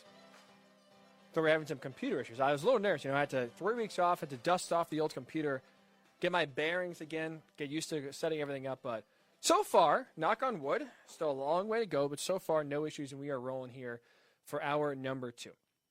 So in case you missed it, can anyone beat, or at least in the first hour we discussed, can anyone beat the Packers in Lambeau? Packers right now first in the NFC, would get a bye, but get home field advantage. Is there any team you think could go into Lambeau and win? For me, the answer is no. I don't see how it's possible. I don't see it happening. So the Packers, if they can get home field in the playoffs, to me, are going to the Super Bowl. Steelers' regression is real. I think now all of a sudden they become a palatable and a team you circle that you want to play in the playoffs, a desirable matchup. And also Ohio State, despite playing 6 games, do they belong in the college football playoff? Dabo Swinney, Dan Mullen say no. I say hell yes. Stats back it up. Strength of schedule backs it up. Ranked wins over ranked opponents backs it up. Every metric you want to use to evaluate the best 4 teams in the country, Ohio State checks those boxes. So the answer for me is yes, they're in. But again, I'm curious your thoughts. So if any of those thoughts you have, any takes, any firing opinions that you want to share with the world, write on Facebook, Worldwide Sports Network. Write on Twitter, WWSRN_radio. Tweet me directly if you want, at Ryan Hickey Show as well. We'll get those tweets, we'll read those comments on the air before we get out of here at 11 a.m. Eastern. But kind of going and similar to the topic that we had on earlier about the Packers, right? If they get the number 1 seed, in the NFC, I don't think anyone's going to go into Lambeau and win. One of the teams that we thought had a good chance to go to the Super Bowl, thought had a really complete team and a championship squad, was the New Orleans Saints. As we know, Drew Brees cracked and fractured 11 ribs, had a punctured lung. He's been out. Taysom Hill's been at quarterback. And the Saints were 3-0 before they suffered their first loss yesterday to the Eagles, 24-21. And I want to bring this game up and bring up Taysom Hill specifically because now I think the Saints are really starting to get into position where I think, you know what, they got to start contemplating that Taysom Hill is not just going to be a quick fix here. This is not going to be a 2 or 3 game stretch, and then we're going to bring Drew Brees back for the stretch run. Because Adam Schefter, early yesterday morning, reported that the Saints are in no rush to bring Drew Brees back. They want him to make a full recovery, throw without any limitations, and have complete range of motion before bringing him back into the fold, putting him back under center. Essentially, they want to ensure that he is fully healthy. If he gets hit again, he won't go out. won't injure himself anymore, especially when you talk about fractured ribs and a punctured lung. That's serious compared to, a stinger on the shoulder or a knee injury or an arm injury, right? So, maybe you don't want to, that could turn serious if not taken care of completely. And more importantly, Schefter reported there's no timetable for his return. Again, when Drew Brees initially got hurt, it was initially stated he was going to miss a game. I was in favor, but I thought it made sense to start Taysom Hill. I did a monologue on it just a few weeks ago. Before the decision came out, I said, if you're the Saints, if you're Sean Payton, you've talked about Taysom Hill so much. You've said repeatedly you believe he's a franchise quarterback. You paid him, so you put your money where your mouth is. Now's the time where you put Taysom Hill out there and see what he has. But now, to me, because of the uncertainty of Drew Brees' return, the Saints have to start looking at what life is like without Drew Brees in the playoffs. And now, because of that, I think it's time the Saints start Jameis Winston and prepare for worst-case scenario, break glass if emergency situation. So like I said, it made sense to start Taysom Hill in the interim, right? At first thought, when Drew Brees went on IR, we thought it was going to be 3 games. Okay, Taysom Hill's going to have 3, maybe 4 games. Show what he has. Drew Brees is going to come back. He'll be healthy. He'll play the last 2, 3, 4 games down the stretch here and be ready to go for the playoffs. So that way you're juggling your future, right? You're seeing what you have in Taysom Hill. Could be he'd be your guy next year. We all know Drew Brees is going to retire after the season. Again, when Sean Payton paid Taysom Hill to be a quarterback, he's the second highest paid backup quarterback in the NFL. You're not throwing that money for a gadget guy. So Sean Payton really believes in Taysom Hill could be a winning NFL quarterback. So you could play him in the short term, be competitive, and then, again, set the table for Drew Brees to come back. But to me, I agreed with starting Taysom Hill on the contingency and the assumption that Drew Brees would come back for the stretch run in the playoffs. But now, again, just as Adam Schefter reported, that timetable has changed, and with that timetable changing, my opinion of the Saints starting quarterback has changed as well. Remember, the initial expectation, the initial timetable, when he went back in IR, was he was going to miss 3 games. He was going to be eligible and be healthy to come back yesterday. Yesterday. The plan was for him to face the Eagles, come back, and be ready to go. Well, obviously, that didn't happen. Okay, fine. The Chiefs game, right? We'll be extra cautious, wait an extra game, head back for the Kansas City game this Sunday.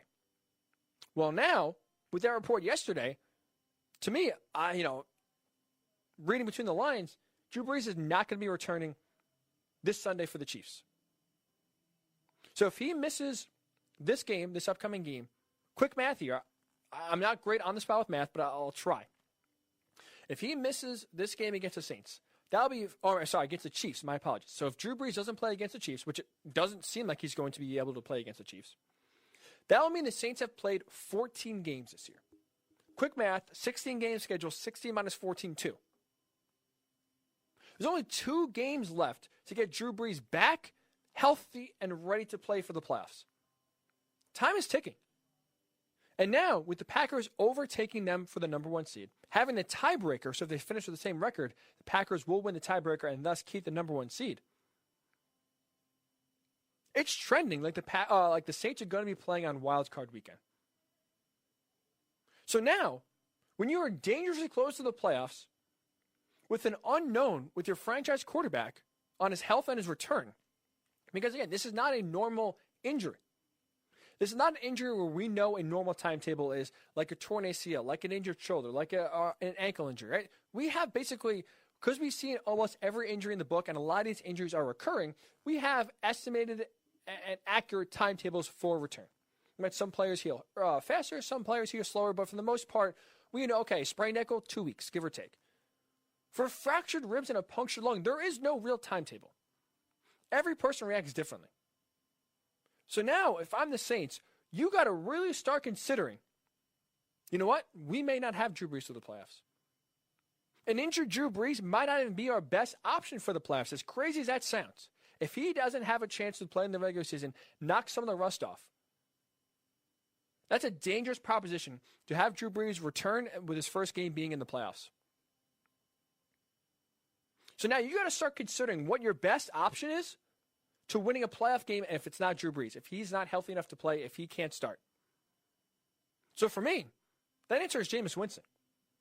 With the way this offense is constructed, with the flat-out talent he has in his arm, he's more suited to get the best out of this offense than Taysom Hill is. Let's look at the numbers. Taysom Hill has started 4 games, including yesterday. In those 4 games, the Saints have averaged 24.2 points per game. With Drew Brees, under center, 30.1. So a touchdown less from Drew Brees to Taysom Hill. Now, not exactly crazy to think that the offense is going to take a step back when Drew Brees is not under center. I'm not saying that the mere fact that they're a touchdown worse is alarming. But here's what's also concerning, right? The offense has taken a dip, but here's, to me, another concerning factor. Taysom Hill in the first 3 games we saw was decent, and the offense moved okay. They looked okay. They looked competent, we'll say, when the team had the lead and could run the ball. Yesterday against Eagles was the first time in Taysom Hill's 4 starts where we saw this team have a deficit and have to play from behind for most, if not all, of the game. And you know what? When you're winning, when you're going against inferior opponents like the Falcons twice and like the Broncos, who have really no threat of any offense at all, you can afford to run the ball. You can afford to chew up clock. You can afford to have drives stall out. But like we saw yesterday in Philly, that Taysom Hill style of quarterback isn't suitable when they are trailing. It's not conducive to leading teams back. He only had 5 rush attempts yesterday. A lot of those because the Saints were down the entire game. You can't run the ball as much. You can't chew up clock when you're trying to play catch-up. And that's when I think when you make Taysom Hill a passing quarterback, Saints are in trouble. Saints are in real trouble. So let's start looking now at the landscape. Let's start looking forward. Right? Who are the teams that they'll be facing in the playoffs? Could be the Packers, Seahawks, Cardinals, Buccaneers, Rams. Do you feel better? Do you feel confident, I should say, that Taysom Hill can lead this Saints offense to keep up with the Packers, to keep up with the Seahawks, to outscore Kyler Murray, to score in this elite Rams defense, to score more than Tom Brady in this, even though they're struggling, this Tampa Bay offense? Who do you feel more confident in scoring more points in this offense, Taysom Hill or Jameis Winston? The answer is Jameis Winston. So now, when you don't have for sure a fact, a certainty that Drew Brees will be healthy, you basically don't know what you have. These last 3 weeks are a big mystery. And I know it's early on Monday, but with Adam Schefter's report yesterday that they're in no rush to return Drew Brees, they want to make sure he's fully healthy before they put him back on the field. I take that as he's not starting in the Chiefs game. He's throwing a tiny bit, it sounds like, at practice. But it sounds like it's on the side, and he's not even engaging in practice yet. So now you're going to have 2 games at best, at absolute best, to try to get Drew Brees back in the fold, get him going again, try to knock off some of the rust, and try to play your best football going into January. There is a real possibility, there's a real chance that, guess what, Drew Brees is not healthy enough to return. And with that said now, you've gone from gauging the future, kind of just trying to stay competitive in the interim, waiting for Drew Brees to return, to now, shoot, he might not return. We might have to win a playoff game without Drew Brees as our quarterback. Are we really going to run Taysom Hill out there and try to win a playoff game with him? Or we have this talent at quarterback. Yes, he throws a lot of interceptions. Don't get me wrong. But I'm sorry. You can't tell me Jameis Winston gives his team a worse chance to win than Taysom Hill. I just can't buy it. Especially when you are going against teams that can score a lot of points in the Packers and the Seahawks and the Cardinals and the Bucs and the Rams. I don't agree. And I don't think Taysom Hill is the quarterback to lead this team to the playoffs, lead them to a victory in the playoffs. So if it's still Super Bowl aspirations, if this team is still a legitimate title contender, it's time for Jameis Winston to take over at center, under center.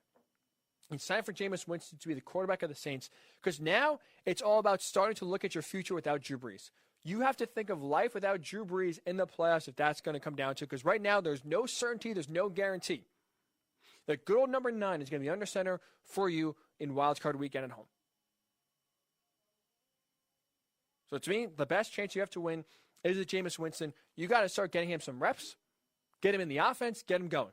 That starts this week with Kansas City. So if I'm the Saints, if I'm Sean Payton, I am already now starting to think of my future without Drew Brees. I'm starting to prepare like Drew Brees can't play in the playoffs. That means I'm going to Jameis Winston. So I'm curious your thoughts. Should your mind in the Saints start Jameis Winston? If Drew Brees can't play, who do you feel more confident in winning a playoff game for New Orleans? Taysom Hill or Jameis Winston? I'd love to hear your thoughts. I'm fascinated. So I was the guy telling you Taysom Hill should start in the interim. That was contingent upon Drew Brees coming back. Now that is not a guarantee anymore like it was a few weeks ago, it's starting to think about your future. It's starting to think about the playoffs and the harsh reality that good old Drew Brees may not be able to suit up, but you still need a chance to win. This is not a pack-it-up situation. This team, was led by Drew Brees. Without him, they stink. And they're 3-1 with Taysom Hill under center. But with that said, I still think Jameis Winston gives this team the best chance to win, the best opportunity to score as many points as possible to keep up with these high-powered offenses. If you want to win the playoffs, you still want to have a chance to win the Super Bowl. To me, the answer is Jameis Winston. So I'm curious your thoughts. Worldwide Sports Network on Facebook, WWSRN_radio on Twitter, @Ryan Hickey Show also on Twitter. Should the Saints go to Jameis Winston? Jameis Winston to the rescue? Or should they stick with Taysom Hill in case, or if the fact, I should say, Drew Brees can't return for the playoffs? So get your thoughts, and when we come back, quick hits, a little different. Hit on every single game in the NFL, giving my quick thoughts before we get out of here. It is the Ryan Hickey Show right here on the Worldwide Sports Radio Network. You're listening to the Worldwide Sports Radio Network. Welcome back to the Ryan Hickey Show, right here on the Worldwide Sports Radio Network. It's the Worldwide Sports. We see, I told you, I jinxed it. I jinxed it. Said so far, no good, no hiccups. Still trying to knock the rust off, and what happens? We have that error. But hey, you know what? We are rolling here, and it is good to be back with you on the Worldwide Sports Radio Network. A lot to get into. If you watched that Saints-Eagles game yesterday, and we'll get to Jalen Hurts here in a second, because I do want to go around the league and give my thoughts on all the games that happened. But if you watched that Jalen Hurts performance yesterday, and more importantly, watch that Taysom Hill performance, and now coupled with the fact that Drew Brees may not return, his timetable is unknown, Saints aren't rushing him back, it's time to start thinking about life without Drew Brees in the playoffs. And if that's the case, your best option to win a playoff game, in my mind, is Jameis Winston. So, time to get him some reps, get him going. They play the Chiefs this week. Get Jameis Winston in the starting lineup. It's time to break glass in case of emergency. It's emergency time. Pull that lever. Let's go. This is DEFCON 5. Right, I think I did that right. DEFCON 0, DEFCON. I think it's DEFCON 5. 5 is the highest, right? Yeah. Code red. Well, code red. Sound the alarms. A 5-alarm fire. I don't know why I'm just using all these analogies about disasters. But that's essentially what it is right now in New Orleans without Drew Brees, or at least without the guarantee return of Drew Brees. So I'm curious your thoughts again. Facebook, Worldwide Sports Network. Twitter, WWSRN_radio. Also on Twitter, @Ryan Hickey Show. So without further ado, it's a little bit different quick hits segment this week. Because usually I just hit on a few storylines, kind of give you some of my thoughts. But instead, no, we're going to go through every single game really that we haven't hit on so far. We hit on the Packers earlier. We hit on, at least from the Saints perspective, hit on the Steelers. So we're going to hit on a lot of the other games we haven't covered. Because a lot happened in Week 14. Yes, Week 4. Everything blends together, especially being home for 3 weeks. Time stands still. But Week 14 of the NFL season. Kansas City, the Chiefs at the Dolphins. Again, I've been saying this is not a new thought. I've been saying this now for weeks and weeks and weeks. You can't keep this Kansas City offense down. Dolphins were a great scoring defense team. They're second in the NFL in points per game allowed, 17.7. They forced 3 turnovers. So I told you, Patrick Mahomes threw 3 interceptions. Dolphins already have a great scoring defense. You think, okay, you know what? Maybe the Dolphins win. If not, it's a very close game. And now it ended up being a close game. But with that said, the Chiefs still scored 33 points. Can't keep them down. Keep them down for a half, a drive, a quarter, even maybe 3 quarters. If you're the 49ers, 3.5 quarters. Doesn't matter. This offense is too talented. Andy Reid is too good of a play caller. Patrick Mahomes is too good of a quarterback. Travis Kelce is unguardable. Tyreek Hill is unguardable. You can only keep them down for so long. Your best bet, your only real hope of beating them is outscoring them. Dolphins put that on display. You can make the plays on defense. They still are going to score. And they'll score in special teams. They'll return kicks. It's tough to keep them down. That's my thoughts on the Chiefs. Whew. Texans at the Bears. My goodness gracious.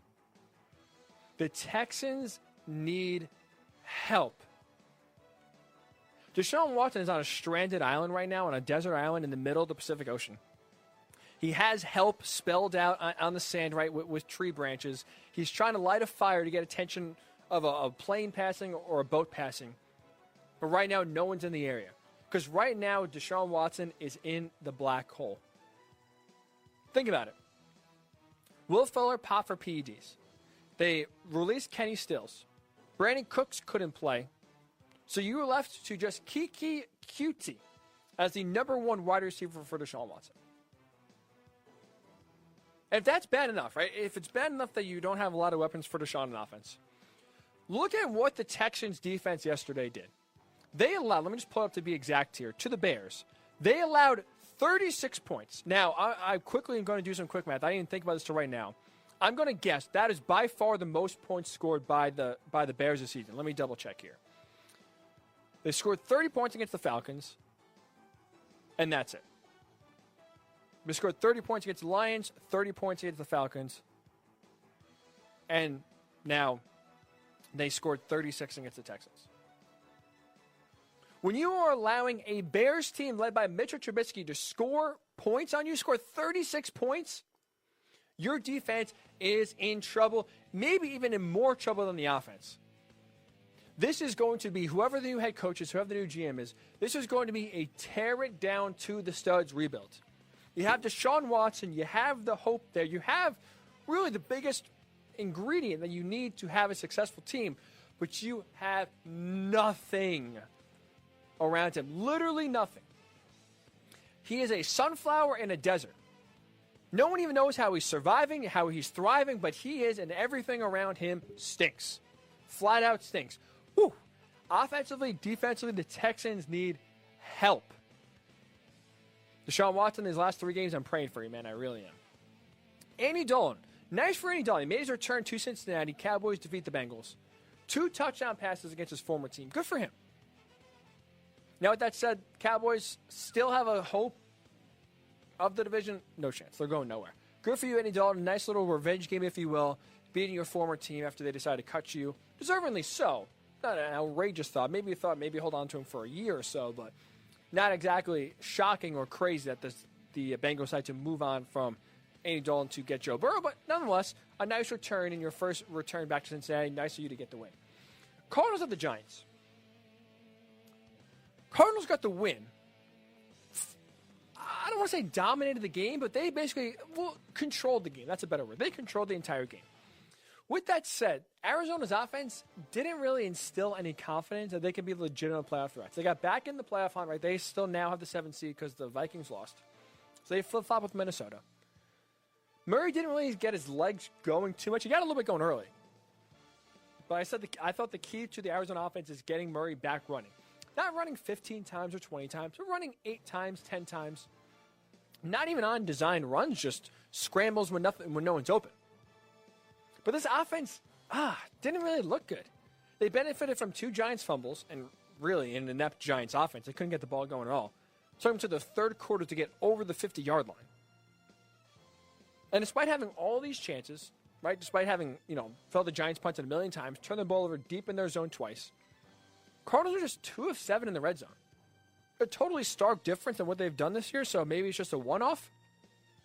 But the way this offense has been trending of late doesn't give me a lot of hope, a lot of confidence that going forward, Arizona, which I thought a few weeks ago could be a real playoff contender, really, maybe make some chaos in the NFC in a conference where no one really is taking a hold of it. I don't really feel too much confidence. I mean, good for Cardinals to get off the schneid there, but offensively, they still have a lot of work to do, and if they can't go in offensively, you're in trouble. You're in trouble. Tennessee, Jacksonville, this was simple. If you can't stop Derrick Henry, you don't have a shot.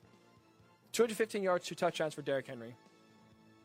Good luck trying to stop any team, or good luck to any team trying to beat the Titans if Derrick Henry's running for 200 yards. Also found it really funny.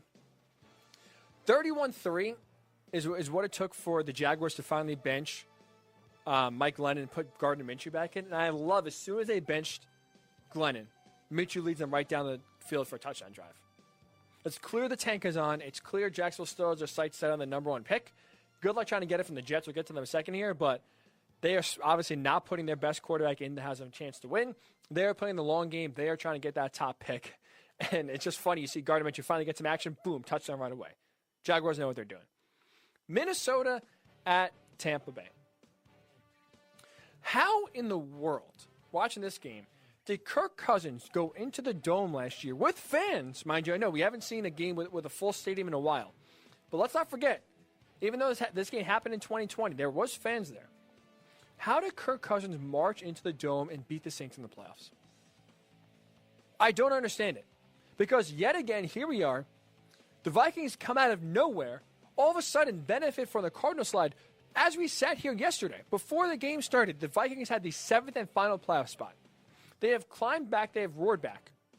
In a game that matters, again, against a playoff team in the Buccaneers, trying to keep momentum going, Kirk Cousins shrinks again.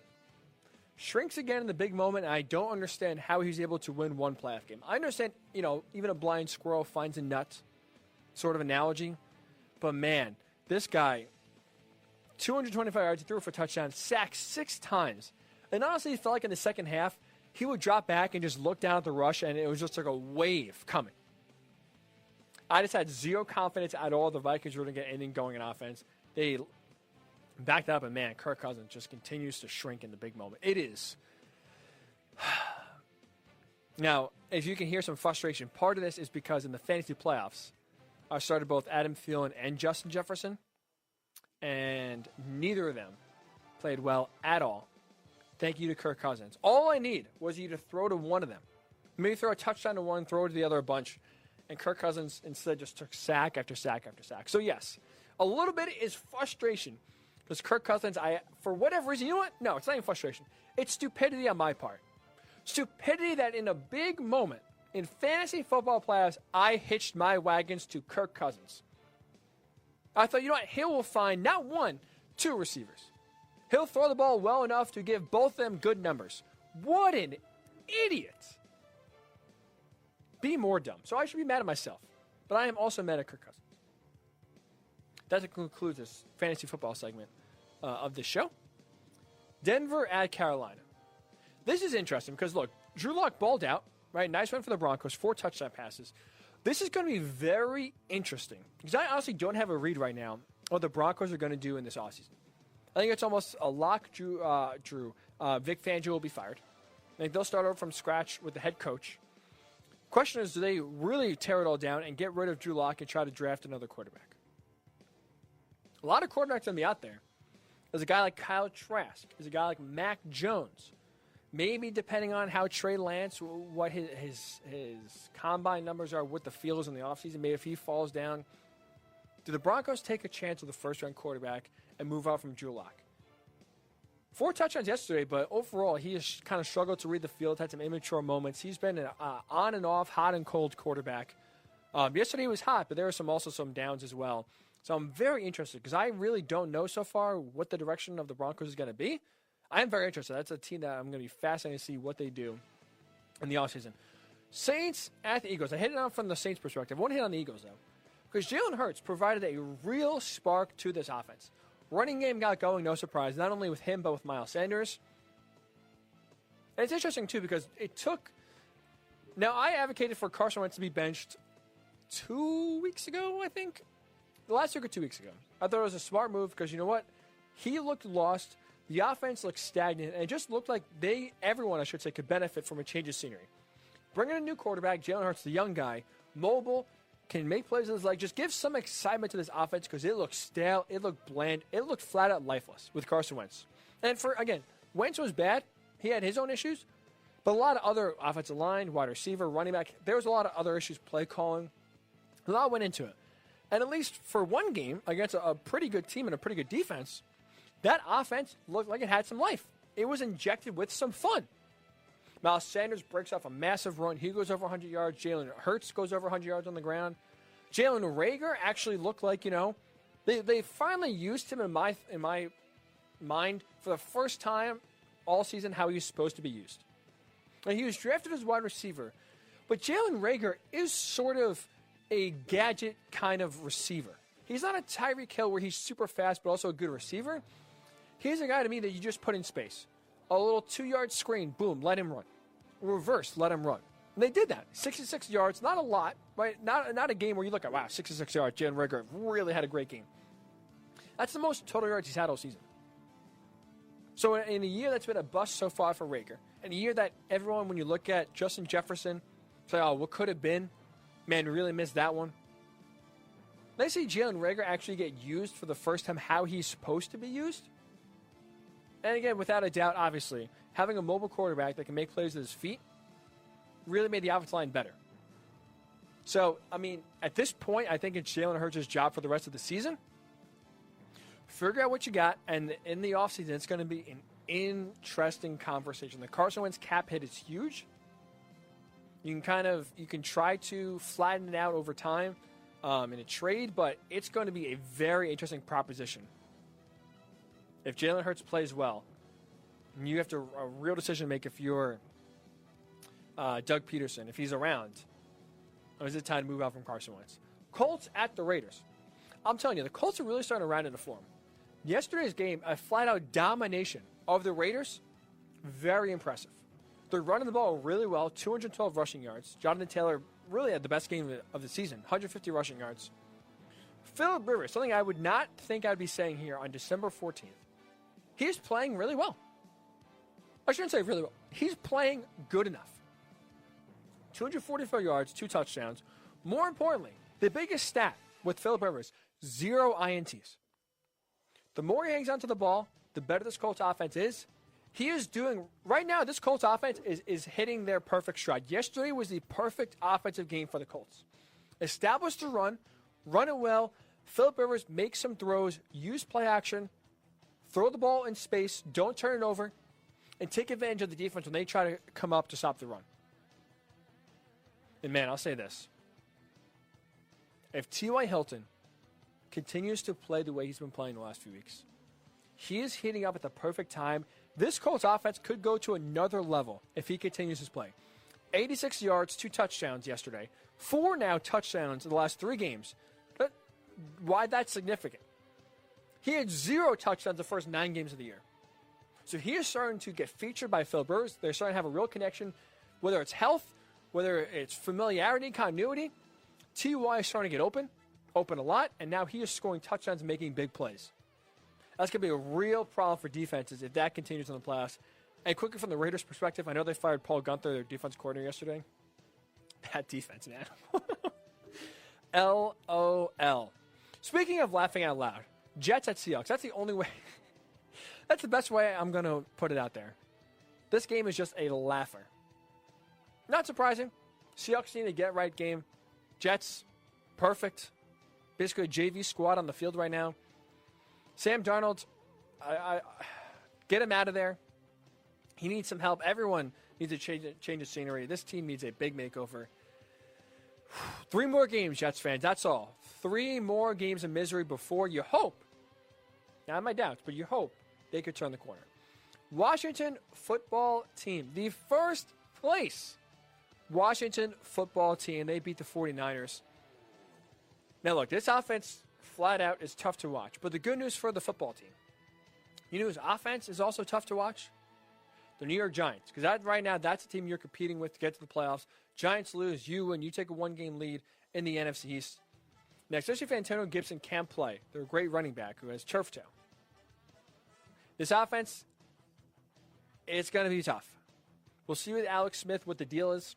He missed the second half yesterday with a calf injury. I believe it's the same leg that, unfortunately, he flat out shattered a few years ago. So hopefully there's no complications, there's no connection to that. I'm not really sure. We haven't had too many details come out of that game yet. But Dwayne Haskins, he could be the guy going forward. That's going to be very, very interesting. Because I'll say this. If you missed the game, you didn't miss much.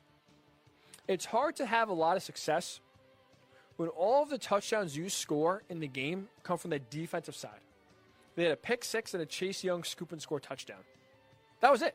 That's the only 2 touchdowns the football team scored yesterday over the 49ers. Kicked a bunch of field goals, won the game. But you're not going to have much success at all when all of your touchdowns are coming from the defensive end. I'm going to say not a sustainable strategy if you're the football team to have success, but 3 games left. They are in first place. And again, the good news for them with their inept offense is the Giants' offense is just as inept. So just be better than the worst. You should still win this division, but it's going to be close. It's going to be a dogfight. The better offense is going to win. It's not going to take much, but man, it was ugly. But hey, a win's a win, right? WFT, a win is a win. You are 1-0, and you are that much closer to host a playoff game. Well, and finally, this is the matchup. Honestly, I'm mad at myself that I didn't really notice this matchup until really the game played out. Falcons at the Chargers. 2 teams that are professionals at screwing up late leads. 2 teams that are professionals at not finishing games. Matt Ryan interception. Justin Herbert interception. Matt Ryan interception. Eventually the Chargers do win on a last-second field goal. They are on the flip side of a last-second win instead of all of those last-second losses. 2 quick things. 1, is Matt Ryan washed up? Because the stats don't bear it out completely. Like the numbers are still decent. He's not, Peyton Manning in 2015 bad, where it's just he's just throwing up ducks and looking lost. When you look at the talent that the Falcons have with Calvin Ridley, I know Julio Jones has been in and out of the lineup. When he's been in, the offense has still struggled. When he's been out, Calvin Ridley is still a number 1 receiver. So it's not like the offensive wide receiving depth takes a massive hit. Say what you want about Todd Gurley. He's not great. Tight ends are pretty good. But Matt Ryan throws 3 picks yesterday. Really, this is now the 5th game in the last 6 where he just doesn't look comfortable. He doesn't really know. It doesn't look like he understands defenses. He has struggled to move the ball, and the Falcons have struggled to score points really outside of that Raiders game, which, as we know, the Raiders defense. We'll just laugh. So I feel like Matt Ryan should be better considering the talent on this offense. And I know he's been a name not thrown around too much, but there was always a thought that, hey, you know what? If the 49ers move on from Jimmy G this offseason, could Matt Ryan reconnect with his old offensive coordinator that he won the MVP with back in 2016 with Kyle Shanahan? If I'm Kyle Shanahan, I'm looking like, hell no. I'd rather keep Jimmy G than bring Matt Ryan over here. I wonder, the Falcons are in another tough spot because, again, the cap is really preventative. The massive number that Matt Ryan has paid, I think, really hurts their chances at all to try to move on for him next year. So whether it's drafting a new quarterback and sitting him or just benching Matt Ryan despite the massive salary he's getting, the new head coach in Atlanta and the new general manager with the Falcons this offseason is going to have quite the conundrum because Matt Ryan is not playing well at all. I honestly start to think this is the beginning of the end for him. And you are still tied to him for a very long time. So that's really it for Quick Hits for Week 14. A little bit different than normal. Hopefully you enjoyed it. Hopefully we kept it fresh and exciting and interesting. If not, well, that was a big waste of your time, and I apologize. So any thoughts? What was your biggest takeaway from week number 14? Facebook, Worldwide Sports Network. Twitter, WWSO_radio. Or on Twitter as well, tweet me directly at Ryan Hickey Show. We finish up next with the Cleveland Browns, a preview for the Monday Night Football game. The revenge tour for Cleveland starts tonight. I'll explain why next. It is the Ryan Hickey Show right here on the Worldwide Sports Radio Network. You're listening to the Worldwide Sports Radio Network. Welcome back to the Ryan Hickey Show, right here on the Worldwide Sports Radio Network.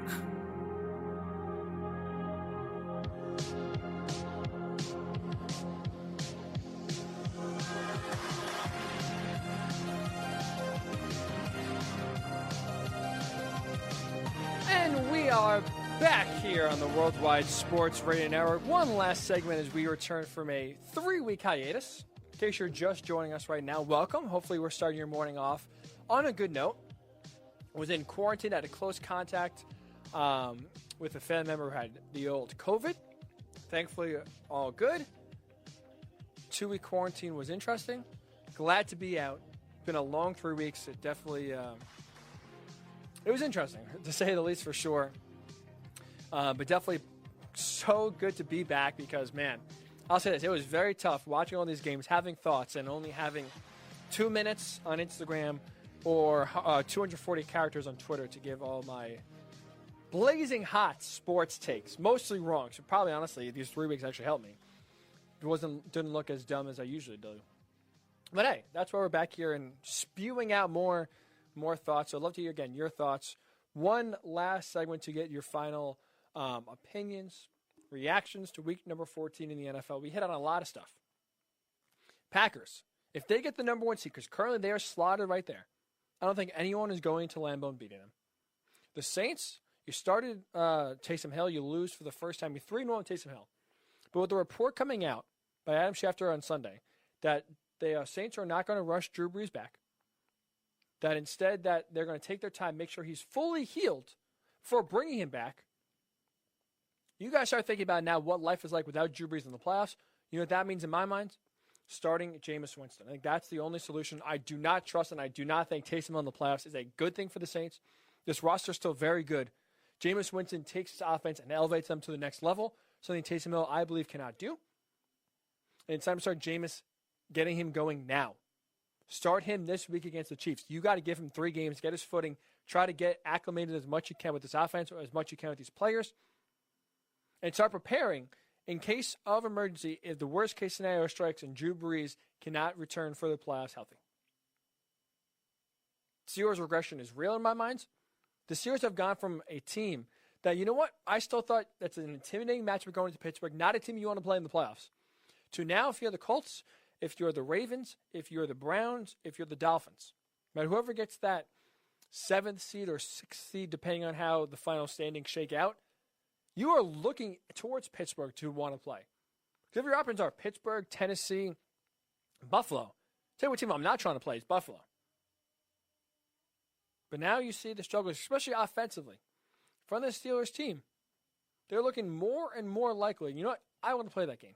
That's a game where if I'm the Browns, if I'm the Colts, if I'm the Dolphins, if I'm the Ravens, I'm feeling confident I can go in there and win. Maybe an upset point spread-wise, but not an upset in my mind. So, man, the Steelers have really fallen. Still 11-2, but this offense has given you no faith that they can turn it around and be successful. Speaking of the NFC or the AFC North, I want to hit on a team specifically, really 2 teams. And they both play tonight, the Ravens and the Browns on Monday Night Football. Now, sure, the Ravens right now are on the outside looking into the playoffs. Right? They need this game more than the Browns to make the playoffs because the Browns are 9-3. They're basically a lock for the playoffs. They're still the Jets. They're still the Giants to play. Browns are going to the playoffs. It's about seeding for them and trying to hit their stride. They've won 4 in a row. They're playing hot. So it's a lock. But for me, this game is more important for Cleveland's perspective, and here's why. This game, like I said, it's not about making the playoffs for the Browns. This game is about how potent the Browns will be once they make the playoffs. This is a great measuring stick game. This is a great revenge tour game for the Browns to extract their revenge on the Ravens and start to lay the foundation that, guess what? This is no pushover. Sure, that, this is the first time they'll make the playoffs in a while, but they are here to stay. They are here to make some noise. The revenge tour starts for the Browns tonight on Monday Night Football. Because 2 of their losses, right, they're 9-3. 2 of the losses have come in blowout, embarrassing fashion. To the Ravens, to the Steelers. Lost to the Ravens the first game of the year. All of that hype for the second off season in a row. All the excitement surrounding Cleveland, the playoff predictions. Well, Cleveland was a very popular playoff pick. Not as popular as 2 years ago, where some people had them go to the Super Bowl. But this was the year that, okay, they're going to finally put it together. Kevin Stefanski is head coach. They addressed the offensive line. They still got some weapons. They made the defense a little bit better. This is the year the Browns should make the playoffs. First game of the year, they lose to the Ravens 38-6. A few weeks later, they followed that up by losing to the Steelers 38-7. Blowout games, looked outclassed, flat out embarrassed. For the Ravens, for the Browns, this is important because they've proven this season they can beat the bad teams. They have gotten to the level where consistently, there's no doubt they will beat the teams worse than them. There's no real worry of a letdown. There's no real struggle in beating the bad teams. The next step for them is to prove that they are not a pushover in the playoffs. They won't be an easy out. They won't be a team, if you're the Bills, if you're the Steelers, if you're the Titans, that you're circling saying, hell yeah. We got the Browns this week. First round. Let's go, baby. Let's start looking at round number 2. This is going to be an easy rollover win. That starts tonight for Cleveland. They assert their dominance. They assert that they are no pushover. They assert that you better not overlook them because they will go in there and punch you in the mouth, and that starts tonight. Because right now, with the way this team is playing, they can extract revenge. If they can go to the schoolyard bully in the Ravens, who beat them up last year, who beat them up earlier this year, push them around, if they can go, defend their home field, not be intimidated by the Ravens, and instead go beat them, this will show the mental makeup of Cleveland. I think that's a very important factor. Because on the field so far, this team is starting to hit their stride play-wise. Baker Mayfield, really starting to play well. Hasn't thrown a pick in his last 5 games, 6 touchdown passes in the last 2. So he's taking care of the ball. And for all the flack that he got of not throwing touchdown passes in a while, he went a stretch without throwing any touchdown passes. Now, again, no one wants to point out that they played 3 straight games at home in horrendous weather. Rain, wind, not ideal conditions to throw the ball. But hey, now that conditions have settled down, now that he's actually getting to throw the ball more, he's lighting teams up. Asked the Tennessee Titans in the first half last week. So if he could continue that play, if this is not a mirage, if this is not just a 2-game stretch where he's gotten, not lucky, but just feeling in the groove, but really he's going to regress back to the mean. If he could continue to play this style of football where he is dynamic off play action, where he's hitting the open receiver, reading the defenses correctly, Cleveland's going to be a really tough out, man. They're going to be a really tough out in the playoffs. Because they've shown they can run the ball. 157 rushing yards per game, number 2 in the NFL. 4th in all the NFL in yards per rush with almost 5 yards per carry. They're at 4.9. So almost any time they run the ball, it's 2nd and 5, 3rd and 5, 3rd and 3. They are getting themselves ahead of the chains, and guess what that is doing? Getting in those 2nd and 5, 3rd and 3, 2nd and 3 situations, you're opening up play action for Baker Mayfield, and when he is on, when that is open, when teams are stepping up to try to stop the run, Baker Mayfield has been able to burn defenses deep this year. 967 yards off play action that he's thrown for this year. 5th most in the NFL. So when you are playing to stop the run, when you are trying to slow down Kareem Hunt and Nick Chubb, you're dedicating 7-8 guys to slow down the run. Guess what Baker Mayfield is doing? Beating you over the top. If that can continue, look out. Look out. So sure, heading to tonight's game, the Ravens are a very desperate team that needs a win. But they're on the outside looking in. They need this game more than the Browns do. Browns already locked into the playoffs. 9-3, they're going in. But this is a bigger game for the Browns in my mind. Because this will show everyone how big of a playoff threat they can be this postseason. This Ravens come to town tonight. In a few weeks, the Steelers come to town as well. 2 opportunities to extract some revenge, push around the schoolyard bully that bullied you, pushed you around, embarrassed you earlier this year, and show that, you know what, we're not going to get clowned. We're not going to be embarrassed. We are here, and we are here to play. We are here to win. So I'm very excited. I think the Browns will win tonight. I do. I'm feeling good about Cleveland. I think this is a perfect opportunity for them on the big stage to really have everyone start taking them seriously. They're one of those teams that they are an emotional team led by their leader, Baker Mayfield. I think the emotion, when channeled correctly, will lead this team to great heights. I think that starts again tonight. Beating the Ravens, getting their revenge, and I think going forward, this Browns team is going to show they are a tough out. That's going to do it for this edition of the Ryan Hickey Show. Really appreciate all of you who tuned in and listened. Couldn't have done without you. Whether it's on Facebook, Worldwide Sports Network, whether it's on Twitter, WWSRN_radio, whether it's on our great app, WWSRN on iOS, Worldwide Sports Radio Network on Android, YouTube, Worldwide Sports Network. As you can see, we are all over the digital platform. So throw us a like on Facebook. Make sure to like us on YouTube. Follow us on Twitter. Follow us on Periscope. Download the app. A lot of great, incredible shows are up and down this lineup, day and night, weekend, weeknight, morning, afternoon, night. Fantasy football. Alan Marks, if you heard on this show a bunch of times, hosts great shows on Monday and Wednesday, down to the wire below the mic. There is so much good content. The hit list, and go on and on and on. And it's continuing to grow. So again, make sure you like us on Facebook, like us on YouTube, or I guess subscribe on YouTube is really the phrase. I apologize. Follow us on Twitter, download the app. You won't be disappointed. You'll be always in the loop with everything that's going on with the Worldwide Sports Network. So again, appreciate you tuning in. So nice to be back with you. Talk some sports. We'll be back on Thursday with a great Hickey's Pickies guest. I'll leave you with this. I'll leave you with a big tease for a 3-day tease. The nickname of our Hickey's Pickies guest is Johnny G-String. So yeah, anyone with the nickname Johnny G-String will be a very interesting guest. He'll do Hickey's Pickies. Should be a lot of fun. So talk to you on Thursday. Stay safe. Stay sane. We'll talk to you on Thursday, as always, on the Worldwide Sports Radio Network. It's the Worldwide Sports Radio Network.